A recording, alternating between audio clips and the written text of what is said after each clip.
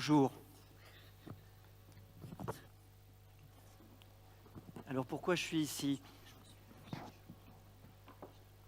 Lorsque les personnes de l'équipe TED Dunkerque m'ont contacté pour venir m'exprimer devant vous, j'avoue que j'ignorais ce qu'était TED. Moi, je n'ai pas la télé depuis plus de 30 ans et je lis peu les magazines, je suis peu au fait de ce qui est tendance, de ce qui est à la mode. Mais j'ai quand même Internet. Alors je suis allé regarder sur Internet et là, je suis tombé sur des mots. Technology, Entertainment, Design. Je suis tombé sur Bill Gates, Microsoft, Apple. Et là, je me suis dit, mais oh là là, qu'est-ce que je vais aller raconter à ces gens? Est-ce que ce n'est pas plutôt le monde duquel j'essaie de m'affranchir? Alors, je suis allé un peu plus loin sur le site, et puis il y a une phrase qui a retenu mon attention. Et cette phrase, c'était « partager, diffuser des idées qui valent d'être partagées ». Et là, je me suis dit oui. Oui, je peux aller les voir. Oui, j'ai des choses à leur raconter. J'ai des idées qui sont peut-être intéressantes, sans doute originales, des idées un peu à rebrousse-poil, des idées qui sont susceptibles de changer le regard que nous portons à l'existence. Je suis venu vous parler de tantra. Alors, qu'est-ce que c'est que le tantra?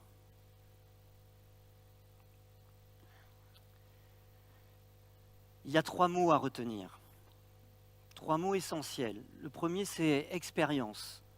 Le second, c'est conscience. Et le troisième, c'est vitalité. Expérience, conscience et vitalité. Expérience parce que c'est une démarche empirique. C'est une démarche où on apprend sur soi par l'expérience.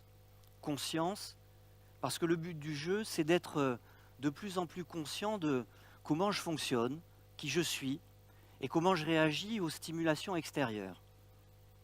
Le troisième mot, c'est vitalité. Vitalité parce que dans l'expérience, en étant conscient, on se donne la possibilité de maintenir à un niveau élevé sa vitalité. Alors vitalité, c'est pas bouger partout, courir, chanter tout le temps. Ça peut être quelque chose de beaucoup plus intérieur, c'est être en permanence en contact avec ses émotions, ses sensations et ses ressentis. Voilà, 3 mots à retenir. Expérience, conscience et vitalité. Alors il y a autant de formes de tantra que de gens qui le transmettent. Parce que finalement, on n'enseigne que ce qu'on est. Mais moi, je distingue quand même 3 grands courants dans cet univers du tantra.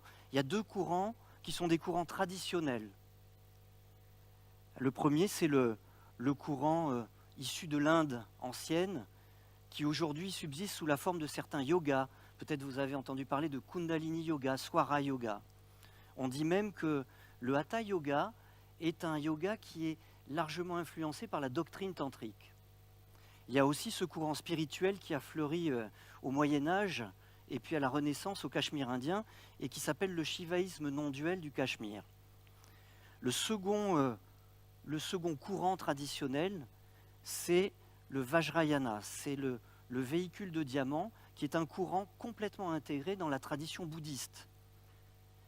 Mais ces 2 courants, finalement, n'ont pas grand-chose à voir en apparence avec le troisième courant, celui auquel j'appartiens et que je viens vous présenter ce soir, c'est celui du néo-tantra. Le néo-tantra, c'est une interprétation occidentalisée de ces courants traditionnels. Une interprétation qui se situerait au croisement du développement personnel, du monde de la thérapie et de la spiritualité. Alors, quand je vous parle de spiritualité, je ne suis pas ici pour vous vendre une religion. Ce dont je vous parle, c'est d'une spiritualité laïque, une spiritualité expérimentale par laquelle on apprend dans l'expérience à se connaître.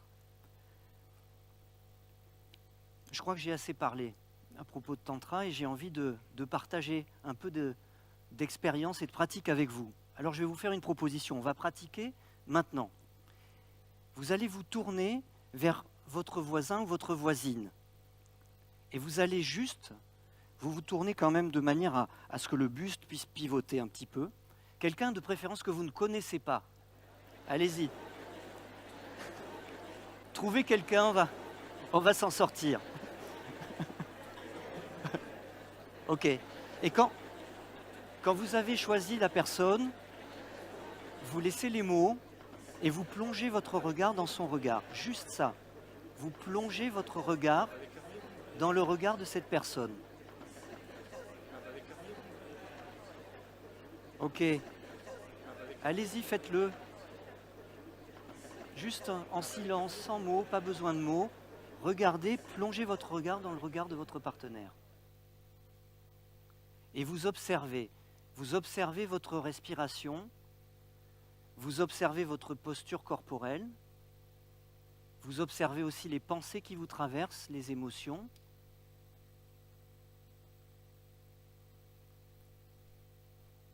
Et vous gardez ce contact des regards. Et on va passer à une deuxième étape, mais gardez ce contact des regards. Et la deuxième étape, ça va être de partager un toucher du bout des doigts. Alors, je vous assure, tout se passera bien. Donc, vous continuez, vous laissez les mots de nouveau, vous replongez dans le contact des regards, et seulement pour les personnes qui sont d'accord avec ce contact du bout des doigts. Si vous ne le sentez pas, vous ne le faites pas. Vous restez juste dans le contact des regards. Si vous sentez que c'est possible pour vous d'être en contact du bout des doigts, je dis bien juste du bout des doigts, vous mettez vos deux mains à hauteur des épaules, les doigts vers le ciel, les paumes vers votre partenaire, et vous approchez doucement les mains. Vous approchez tout doucement les mains le plus lentement possible. Allez-y, faites-le maintenant. Et vous restez comme ça immobile pendant un instant dans le contact des regards. Ne me regardez plus, je vous assure, je vais vous donner les indications en parlant. Vous n'avez plus besoin de me regarder. Regardez l'autre. Et puis maintenant, vous allez laisser venir un mouvement de vos avant-bras peut-être, un mouvement de votre buste. Vous allez organiser comme une danse autour de vos doigts, une danse lente. Vous voyez, quelquefois on peut se mettre à rire, à masquer sa gêne par des mouvements un peu plus amples, c'est ok. Ok, on va s'arrêter là. Vous pouvez me regarder maintenant.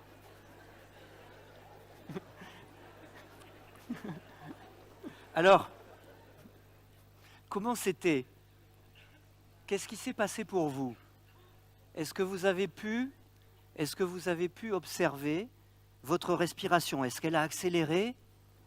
Est-ce que votre respiration s'est complètement coupée ou figée? Est-ce que votre respiration est restée naturelle?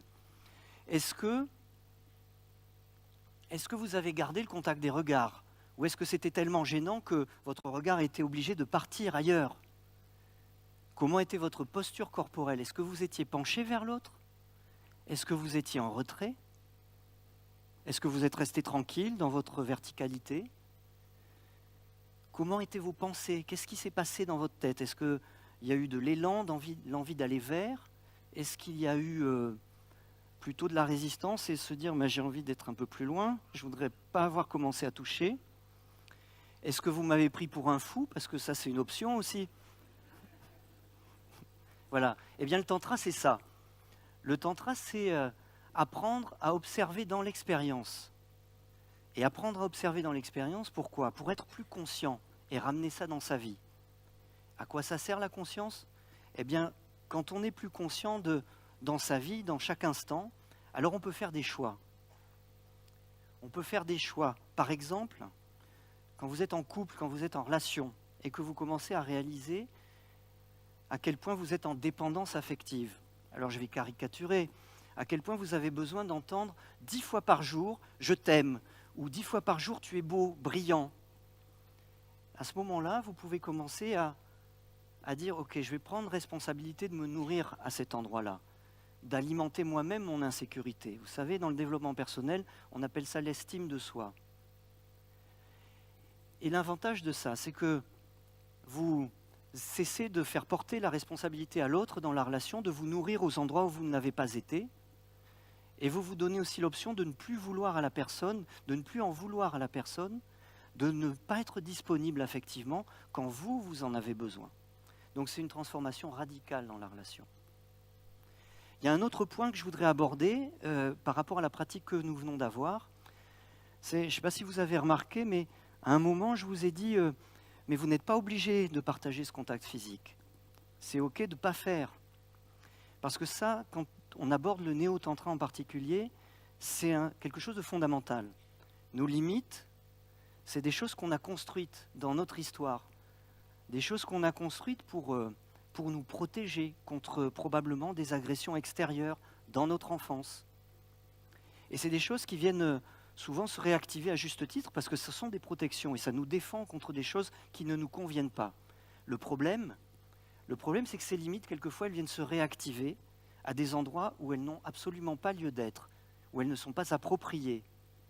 Et c'est nos peurs, par exemple. Nos peurs, et lorsqu'elles se manifestent de cette manière-là, elles nous empêchent de vivre. Alors le tantra, ça nous amène à la rencontre de ces limites. Ça nous amène à aller peut-être d'abord prendre conscience de ces limites, à les reconnaître, à les faire respecter, c'est-à-dire si je n'ai pas envie de faire, je ne fais pas, pour peut-être un jour commencer à aller au-delà des limites. Mais au-delà des limites, on y va très bien que si on y va à son rythme, dans son temps. Ça ne sert à rien de franchir trop brutalement ses limites. Pourquoi ? Parce que si vous franchissez trop brutalement vos limites, à ce moment-là, vous allez réouvrir de vieilles blessures.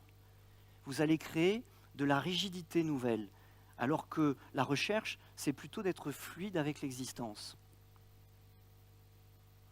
Je ne voudrais pas vous parler de tantra sans aborder la question de la sexualité, parce que d'ailleurs, dans la présentation, ça a été fait. Au moment où j'ai évoqué le mot tantra, je pense qu'il y avait la moitié de la salle qui ne le connaissait pas. Et puis peut-être l'autre moitié l'a associé à l'idée de sexualité. Et à juste titre. C'est vrai que quand on parle de tantra, on associe souvent ça à sexualité. Pourquoi ? Parce que le tantra, c'est une voie spirituelle qui n'exclut pas la sexualité dans sa pratique. Les voies traditionnelles considèrent que la cérémonie de la sexualité est un achèvement après 10-15 ans de pratique, de méditation, de pranayama, c'est-à-dire de techniques de respiration. Le néo-tantra va utiliser quelquefois des massages dans la pratique à des fins de conscience, pour bien prendre conscience de comment on fonctionne dans les interactions. Mais ça représente 5%, 10% de la pratique. Pas plus, c'est marginal. Simplement, comme on est dans une société complètement névrosée autour de la sexualité, on ne pense plus qu'à ça quand on parle de tantra. Alors je vais me présenter. Je m'appelle Laurent Lacoste, je suis un pur produit du système élitiste dans lequel nous vivons. J'ai fait les grandes écoles, j'ai été banquier pendant 20 ans et j'étais un spécialiste des financements pétroliers et gaziers. Autant vous dire que dans le monde du développement personnel dans lequel j'évolue aujourd'hui, je suis le diable. Et en même temps, autant le tantra, ça m'a donné beaucoup de recul par rapport à ce monde que j'ai quitté, autant le monde que j'ai quitté me donne aussi du recul par rapport au petit monde du développement personnel dans lequel j'évolue aujourd'hui. Je voudrais conclure en vous disant et en vous rappelant que pour moi, le tantra, c'est une voie d'expansion de la conscience. Mais c'est une voie abrupte. C'est une voie de déprogrammation, de déconditionnement. Donc, elle n'est pas bonne pour tout le monde. Et si jamais un jour vous décidez de vous lancer dans l'expérience, choisissez bien, faites ce travail avec des gens en qui vous pouvez avoir confiance, renseignez-vous autour de vous, écoutez le bouche à oreille, parlez à vos amis. En même temps, ce n'est pas si compliqué que ça. Et puis je voudrais faire aussi un lien avec le thème de cette soirée. Le thème de cette soirée, c'est nos modes et nos mondes de consommation. Alors, le tantra, c'est à la mode. Et c'est probablement la raison pour laquelle j'ai été invité à venir vous parler. C'est à la mode, mais ça m'arrange puisque j'en vis. Mais j'ai surtout une attention, c'est que ça ne devienne pas un produit de consommation courante. Que ça reste une voie de recherche sur soi, une voie de développement de la conscience, afin que nous prenions un peu de recul par rapport à l'existence et que nous arrêtions de courir comme des hamsters dans nos roues, la tête baissée, que pendant un moment, nous puissions sortir de la roue, lever la tête et vivre. Je vous remercie de votre attention.